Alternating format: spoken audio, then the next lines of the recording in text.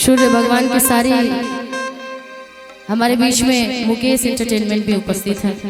सारे यूट्यूबर भाई जितने लोग हैं, जिसको आप सभी ने हर बार मुझे यूट्यूब से जितना भी आप लोग सुनते हैं देखते हैं, यूट्यूबर वाले भाई यहाँ पे उपस्थित हो चुके हैं। आप सबका भी हार्दिक अभिनंदन है।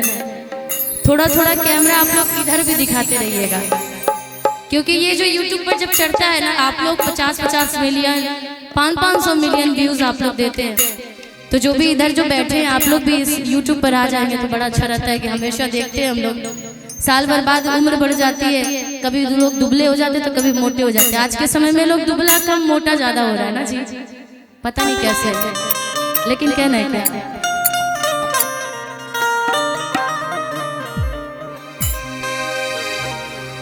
कि ऐसन मनोहर मंगल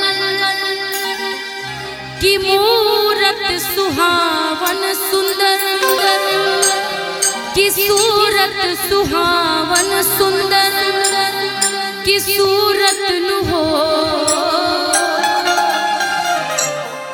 और हमारी विभा कुमारी जी, महापौर नगर निगम पूर्णिया, आप सबके आज मैं कहीं और रहती, लेकिन आज उन्हीं के कारण आप सबके बीच में उपस्थित हूँ। और ये प्यारे प्यारे अपने गार्जियन, अपने परिवार, अपने चाहने वालों से मुलाकात हो पा रही है। और एक जगह जब आप सब मिल करके बैठे और जो मिलाए, उससे ज़्यादा बड़ा प्रेम और कुछ नहीं होता है। आप सब बैठे, बड़ी अच्छी लग रही है, मैं भी आप सबसे मिल पा रही हूँ। और ये खुशी के साथ कहना है क्या कि ऐसन मनोहर मंगल की मूरत सुहावन सुंदर, की सूरत सुहावन सुंदर, की सूरत नु हो। ए राजा जी करे तो रहल हो जरूरत, मुहूर्त खूब सूरत हो। ए राजा जी करे तो रहल हो जरूरत, मुहूर्त खूबसूरत हो। म्यूजिक लेंगे। ऐसन मनोहर मंगल मूरत सुहावन सुंदर, सूरत नु हो। ऐसन मनोहर मंगल मूरत सुहावन सुंदर, सूरत नु हो। ए राजा जी, ए राजा जी, ए राजा जी ये करे तो रहल हो जरूरत,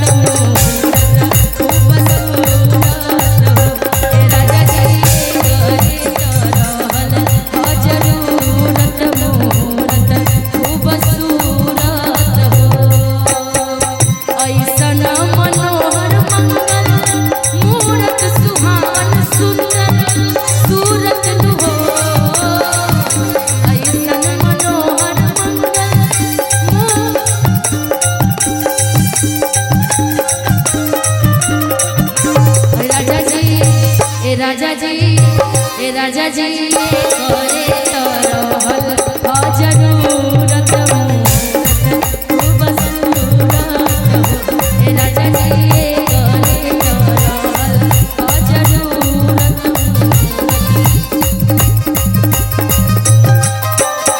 बाबू आपका क्या नाम है? यही कहेंगे, यही कहेंगे। बड़ा प्यारा सा किसका बाबू है आपका नाम? अविनाश जी। क्या पुत्री है ये, बेटी है? बेटा रोगी नहीं ना? और यदि हमारी आवाज जितेंद्र भैया सुन रहे होंगे, अवीबा जी सुन रही होंगी, और आप भी, बाबू के पिताजी ना, राजा जी खजनवा दे दो, रानी जी गहनवा दे दो।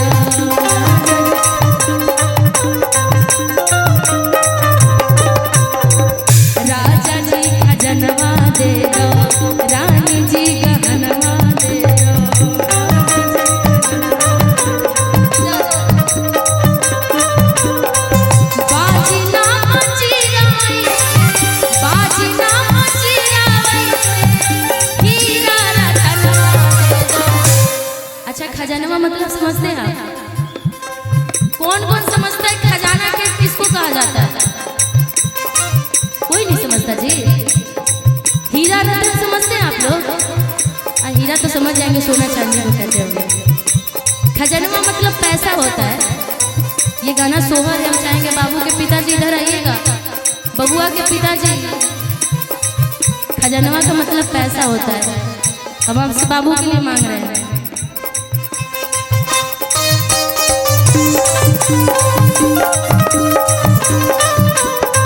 बाबू आप भी मांगो, इधर देखो तो सही।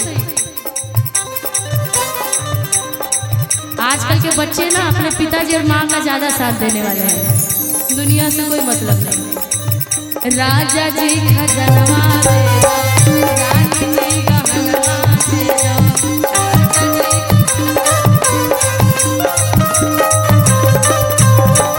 राजा जी खजानवा दे दो, रानी जी गहनवा दे दो।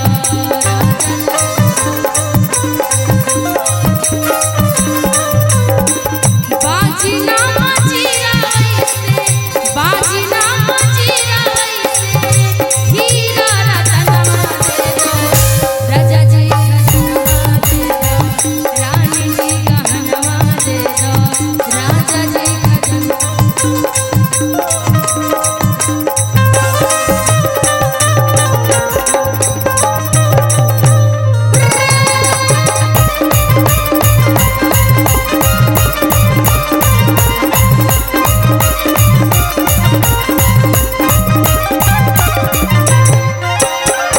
हल्का हंसुली कारा छारा,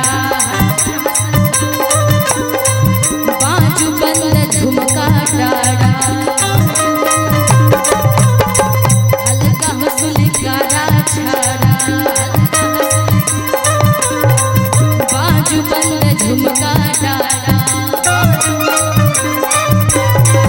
ये यार मनवा अपना, ये यार मनवा अपना, कन के आए रतनवा दे दो, राजा जी खजानवा दे दो, रानी जी गहनवा दे दो, राजा जी खजानवा दे दो, रानी जी गहनवा दे दो।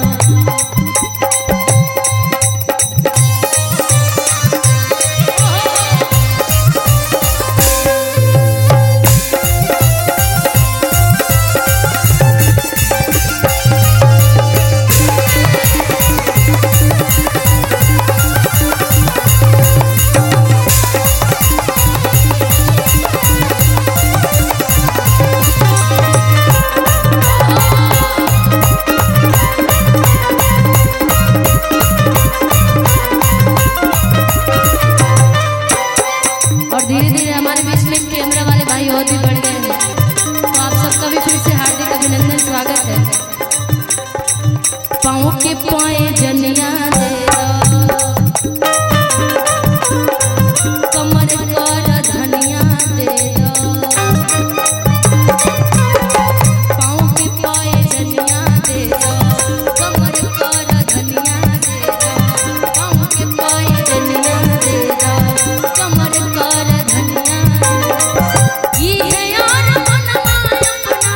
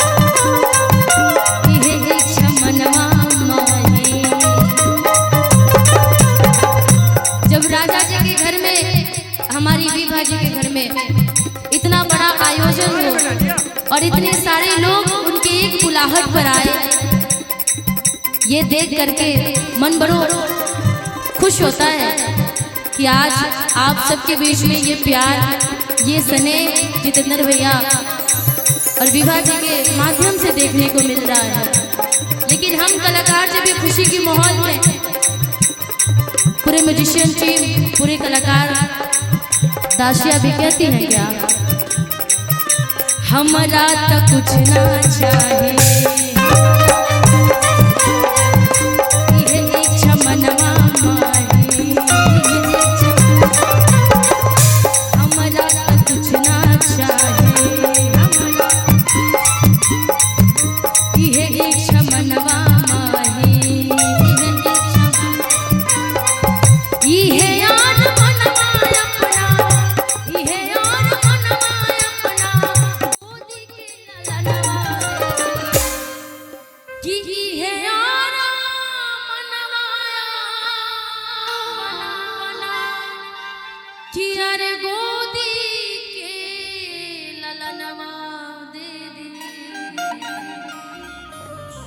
ए राजा जी, बाकी कुछ फरमाइश नहीं थे, एक एक फरमाइश हम पूरा कलाकार के का कि है आना मनवाया बनाना कि हई गोदी के ललनवा दे दी, राजा जी खजनवा दे दी, रानी जी गहनवा दे दी, राजा जी खजनवा दे दी, रानी जी गहनवा दे दी, राजा जी खजनवा दे दी।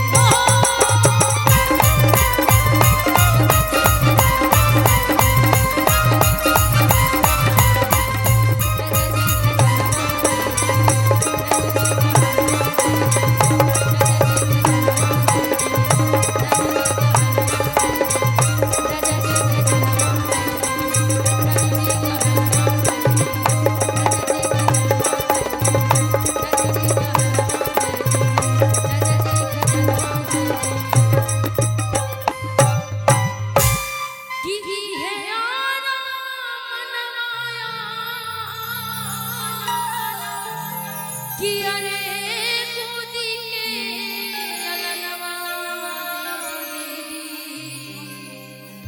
कि राजा जी खजनवा दे दी, कि रानी जी गहनवा दे दी। बहुत बहुत शुक्रिया।